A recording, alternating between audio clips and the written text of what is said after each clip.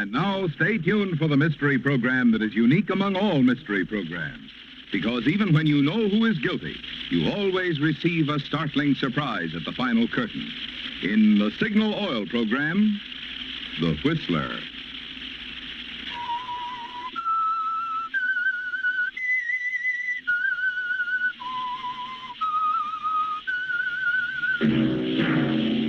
Signal, the famous Go Farther gasoline, invite you to sit back and enjoy another strange story by The Whistler.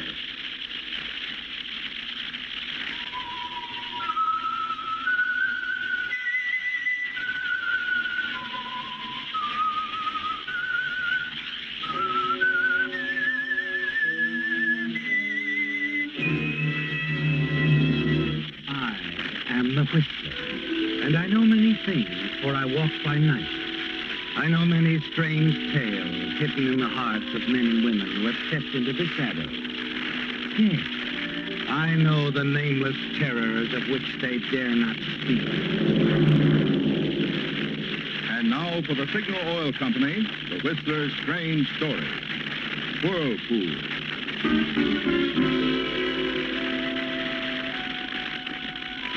Marty South wasn't sure when it began. It was too much like walking in the middle of a nightmare, and then remaining there, living in it. The shipwreck, the confusion, it was all there again, coming back to him, but slowly, hazily. And there was a strange buzzing in Marty's ears, pressure, and the sound of the sea, whirlpool of confusion.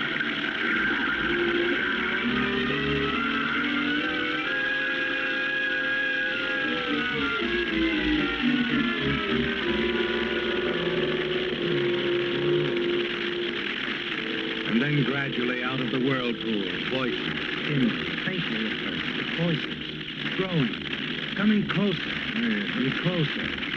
Coming around? You'll be all right, Captain. It's the shock. You'll be exhausted.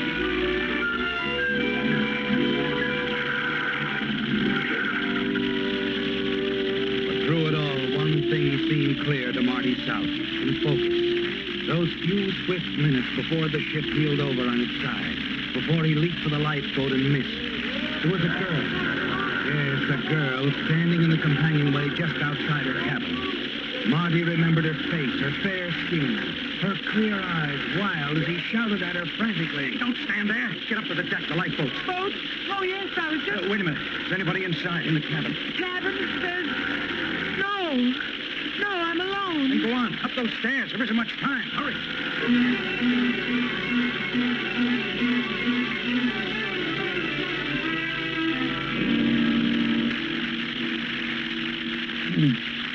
Much time.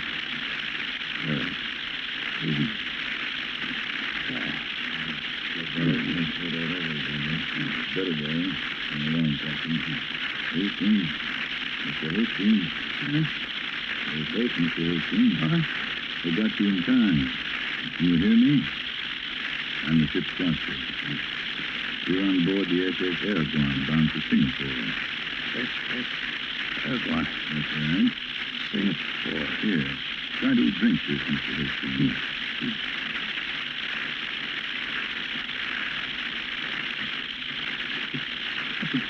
All right. I made it. You sure did, Hastings.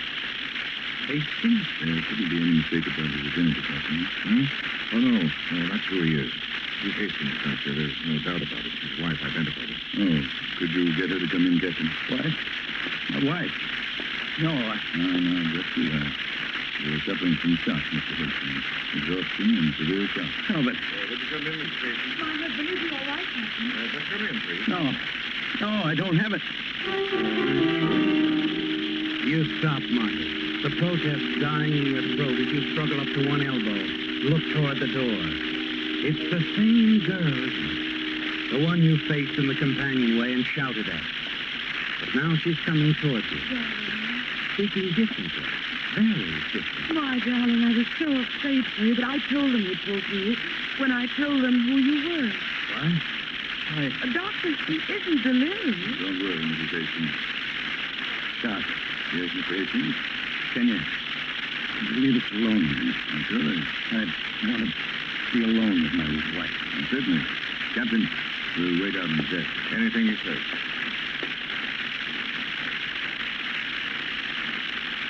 Okay. Now, you want to tell me what this is all about? But, darling, you shouldn't try to talk. Skip it. I can talk. They picked me out. I'm okay, so you Of course you are. My name's South. Like this, or in a full dress suit. It's South. Marty South. It's a nice name. I like it. That's fine. You, Mrs. Stephen Hastings of the Shanghai Hastings. You can call me Lucille. what about Mr. Hastings? My husband is dead. One that didn't make it? One that didn't make it.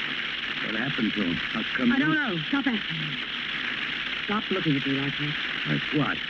My husband Stephen was like that. In the cabin when they first hit the alarm. He just sat there staring at me, welcome. Welcome what?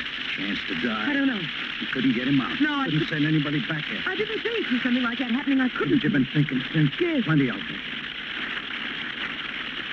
Well, come on, I'm waiting. My husband, Stephen, has some money for him. It's waiting for him now in Singapore. Waiting for Mr. Hastings to pick it up. Any Mr. Hastings will do. 20,000 now, 30,000 in a couple of weeks, 50,000 altogether. Half of it could be yours. Yes. To begin with, how can you staff me off with your husband here on board? There were quite a few survivors, I heard. Nobody knew Stephen. He stayed in his cabin half the voyage. Most of the others were picked up by the Khalifa. We'll see him in Singapore. No, the Khalifa's heading for the United States, and not a soul in Singapore knows that. Where's the money come from? From an old friend in Shanghai. E.J. Galloway, former business partner of my husband. You see, E.J. made a mistake on a business deal in Singapore, and I found out about it. I told Stephen what to ask for. He did. He got revenge. Shakedown, huh? They must have felt great giving his old pal the blackmail trick. Well, Stephen didn't have to do that. E.J. doesn't know we're the blackmailers. He thinks Stephen is the go-between. Stephen's pick up the money in Singapore and make the payoff there to a man he's never seen. You see, Singapore is where he was blackmailing. Nice guy, your husband. He was, as a matter of fact. But he's terrible weak. So he almost got sick sometimes just thinking about it. About blackmailing the very thing. Then why'd you go ahead with it? He likes me. Why? Oh, you don't know. I can be quite appealing, Maybe the guys like Stephen Hastings. but not guys like Marty South. You guessed it. We'll see. If you get lonesome for me, darling. Stephen. That's all right.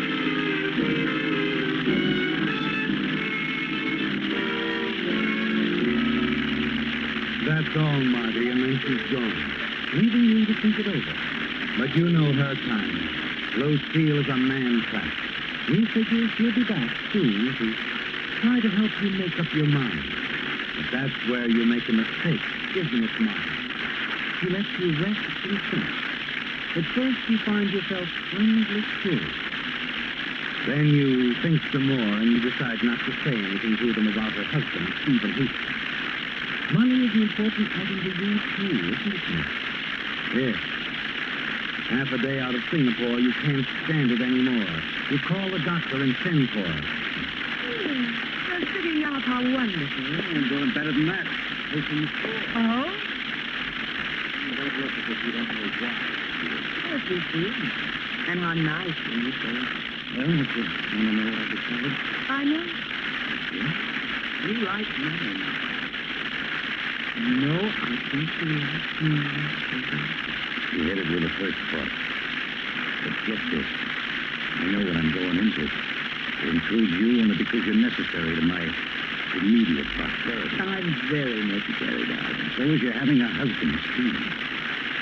Okay, I'll keep my eyes for you, Al. Darling, I knew you would. You're a pretty smart gal. But here's something you don't know. Your husband made a big mistake when he fell in love with you. I'm not going to make the same mistake. I can't afford it. Oh? I never let love interfere with my plan. Everything all right, Mr. Hastings? Huh? Oh, yes, fine, Doctor. Isn't it, dear? Yes, so. Sure it is. And don't worry, darling. You'll feel better. Everything's going to be so much better.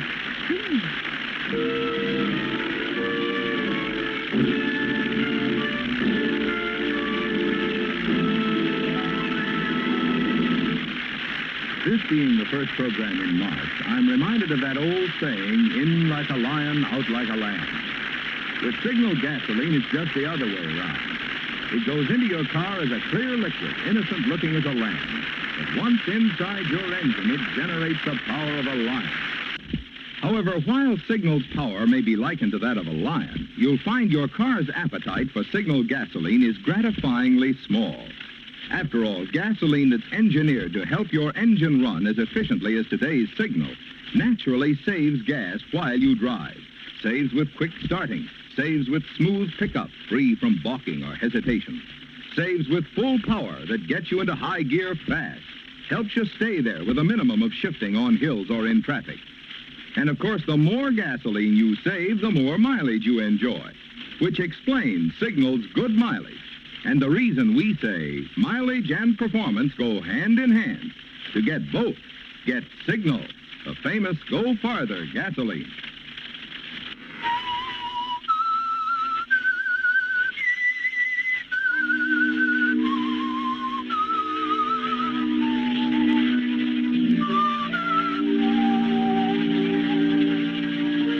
Decision, didn't you, Marty, about Lucille Hastings and the money waiting for Stephen Hastings in Singapore. That day aboard ship, when she suddenly thrust opportunity into your hands by asking you to pose as her dead husband, Stephen Hastings. But there's another thing you've decided on, and that's more important than anything else. You're not going to make the same mistake he did, are you, Marty? No, you're not going to fall in love with Lucille. Because that doesn't fit in with your plans at all. Money is still the most important thing, isn't it? Even though you don't have very much of it at the moment, and you've never let a woman interfere. You've never let your heart rule your head where money is concerned. The first night in Singapore, the two of you moved easily around the dance floor of the Port Plaza Hotel. Seemingly the very devoted married couple, Mr. and Mrs. Stephen Hastings. You dance well, dear. Stevens learned to dance better. Much better.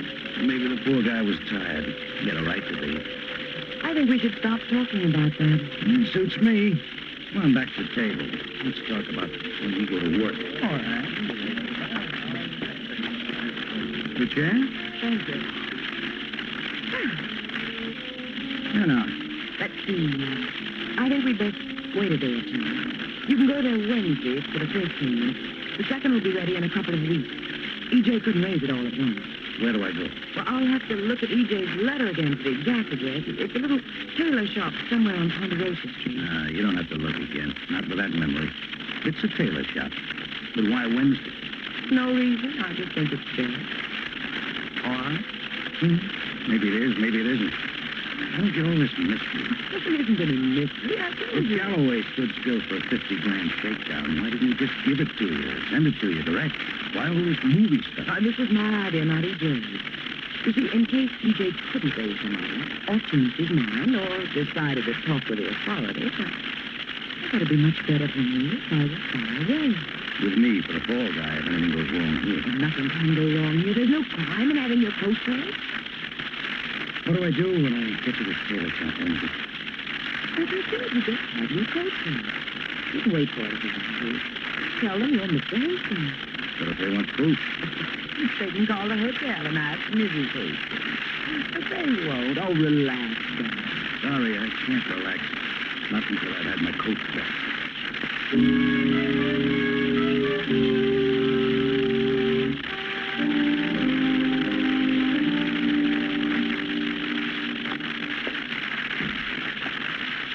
Good morning, sir. I want to get this coat pressed. I'll wait for the name's Hastings. Oh, yes. And you're staying? The Port Plaza. What? Nothing, Mr. Hastings. Just curious. If you were going to call or anything, my wife isn't there. She went shopping. No, Mr. Hastings. Your coat, please. I'll take it for you right away. Good. You watch the proprietor of the little tailor shop as he takes his coat, moves off toward the back of the establishment. You look around nervously, ready to run for it if anything goes wrong. But nothing does matter. He's back in a matter of minutes, isn't it? Handing the newly pressed coat across the counter. You pay him and slip it on. Feel the bulge of a heavy envelope in the inside pocket. Satisfactory, sir? I think so. Thanks. Will you be dropping in again? Yeah. Perhaps if you'd call the day before. Oh, Okay. We'll give you quick service, sir. Good morning.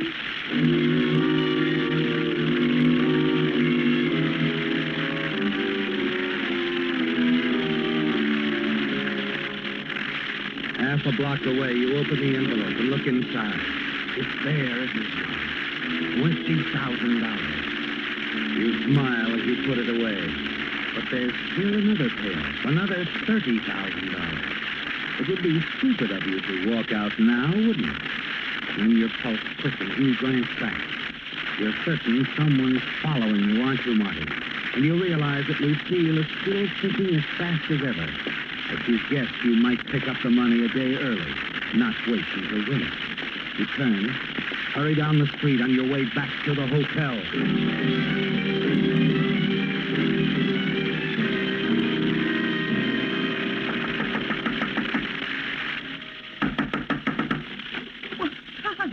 You don't have to knock the door down. My own husband. What'll the neighbors think? never mind. Inside. That's so exciting. What kind of a double cross is this? You had me followed, didn't you? Did I? That fat guy in a white suit. You gonna tell me what's going on? When you calm down, you might tell me. And I went there. It's like you said. The tailor shop? Yeah. Went through the whole routine. Didn't they give you the money? That's not the beef, Lucille. I'm talking about the guy who picked me up on the way out. One of your pals, huh? A high-powered insurance policy. You're not making sense, darling. If somebody followed you, it's because you're in Singapore. Stay out of the alleys, darling, in rough neighborhoods. This is a big, bad city. Wish I could buy that. You can buy anything, Mr. Hastings. How much you get? 20,000. Yeah, it's in the envelope. Pretty, isn't it? Darling. Yeah? Speaking of double crosses, I thought I told you not to go to the tailor shop until Wednesday. It's only Tuesday. All right, I'll forgive you this time. Will you? I'll try. Oh. What are you thinking?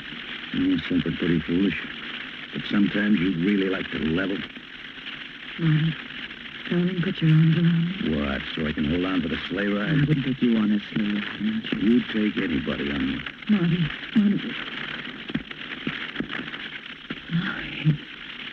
Too bad it's not the keeps, Lucille. Tomorrow it could be a knife in my back. Well, what is it that you want me to say? But that's right now, Marty.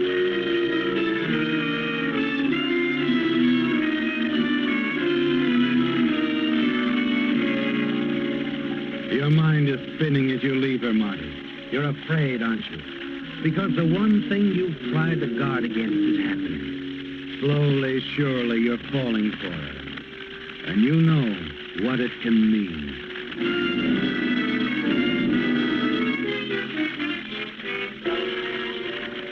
You don't do anything about it the next day or in the days that follow. Just go along, trying to keep your head above water.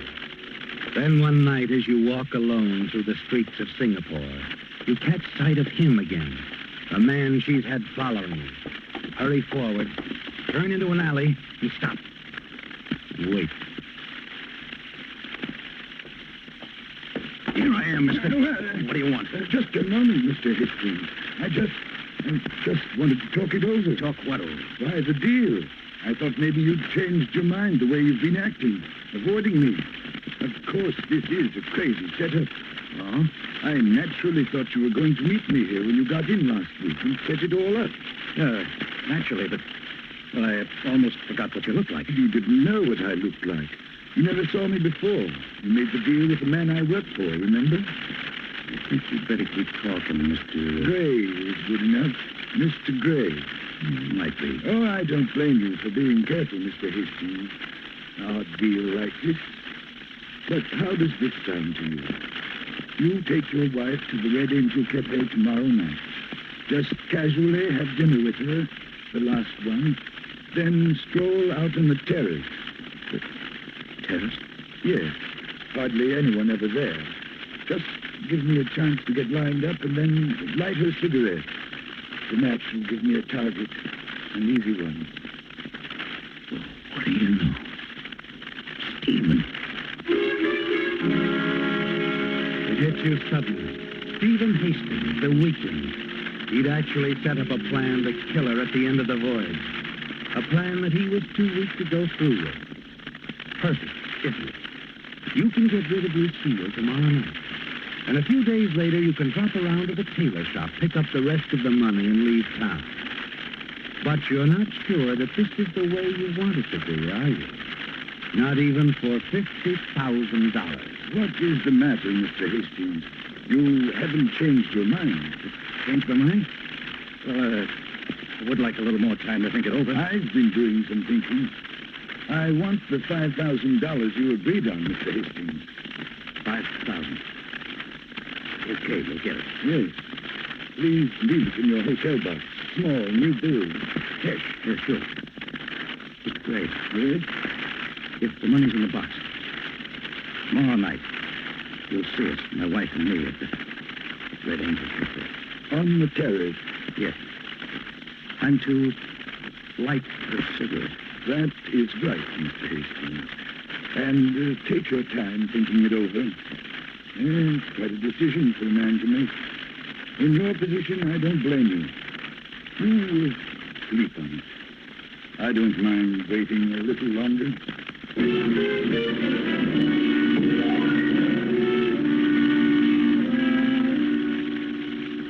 And you do think it over, don't you, Marty? All night and all the next day. It's the hardest decision you've ever had to make. You remember Lucille's beauty, her lovely voice, the fun you've had together during the little time you've known her, pleasant times you might have in the future. Then you remember her husband, Stephen, how she persuaded him to blackmail his best friend, how callous she was about her husband's death after the shipwreck. You recall how she lied to you at the time of the shipwreck when you asked her if there was anyone else in the cabin. And that lie made certain her husband's death.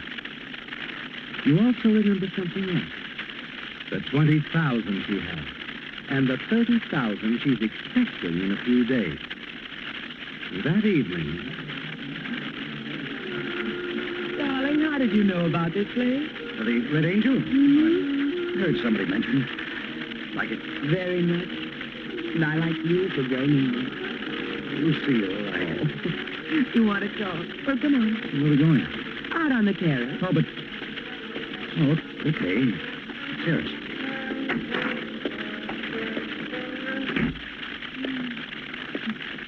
You can see the lights in the harbor. Beautiful, isn't it? Yeah. Marty, you were going to tell me something, you said. Yeah, I was. I think I know what it is. You know, Marty, you're not like Stephen at all. You're anything but weak. Except when it comes to putting this sort of thing into use. Oh, give me a cigarette, Tom. What? I said, give me a cigarette. Anything wrong with that? No. Nothing wrong. Here. Thank you, Marty. You know, just the way you're looking at me, tells me something. You do love me, don't you? I don't know. Do I? Oh, would you give me a light? Light. You're really beautiful, Lucille. Marty. There's something else. Never forget. Here's your light. Thank you, darling.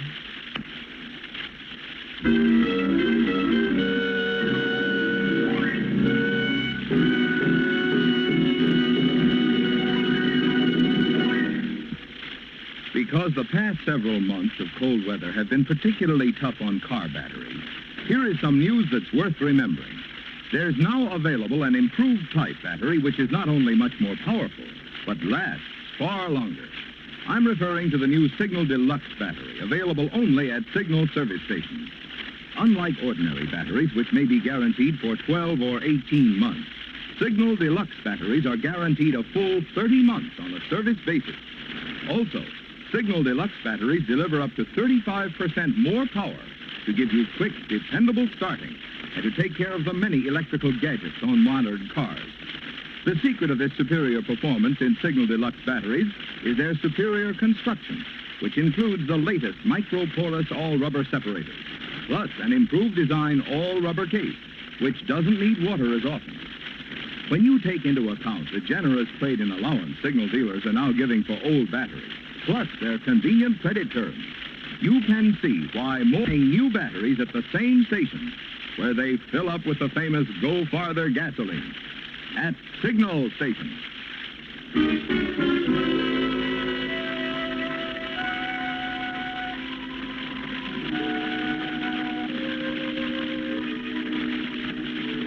It was like a whirlpool, the shipwrecks, the swirling waters. Marty South, fighting his way through the sea, awakened to find a new life and wealth placed in his hands by Lucille Hastings. But somehow, in the police station at Singapore, that part of the story was a little concerning as the arresting officers huddled around a man sitting under the glaring white light. Come on, Gray. We know you did it. No. You've been followed since you asked for that money in Hastings' hotel box. The clerk didn't like your look. And Mr. Hastings gave me the money. He left it for me. What was it for? The killing? No. Gray, you were seen firing the gun. How do you think he arrested you so quickly? No, I did it. But it was Hastings' idea. That's what the money was for. But why did I guess Hastings was just tired of everything. He was a weakling. Suicide's been on his mind for months, only he didn't have the nerve. So he hired us, me, to do it for him. But why his wife? Oh, how do I know? He was crazy about her, I guess. Didn't want anyone else to have her. That's the only reason I can think of why Hastings set up this deal. So they'd both die together.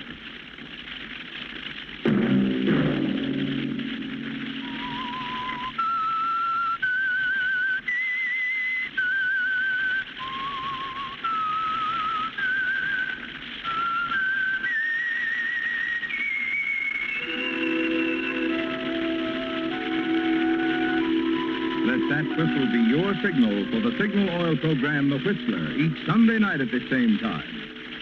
Signal has asked me to remind you that today the Red Cross must not only be prepared to save lives and relieve suffering in any disaster that may occur anywhere in this country. In addition, it must provide blood and other needed help for our GIs overseas. Good reason why this year the Red Cross needs more of us to help, and more help from each of us.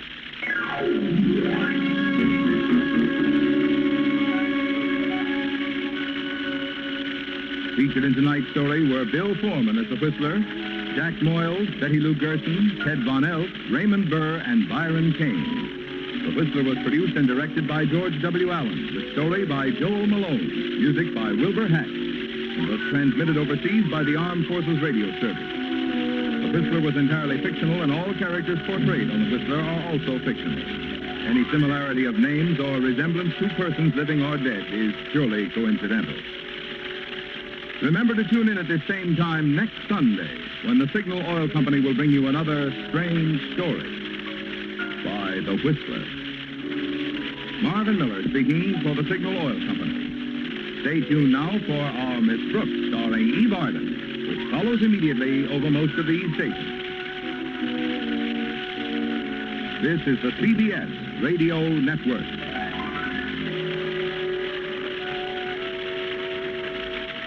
Thank you.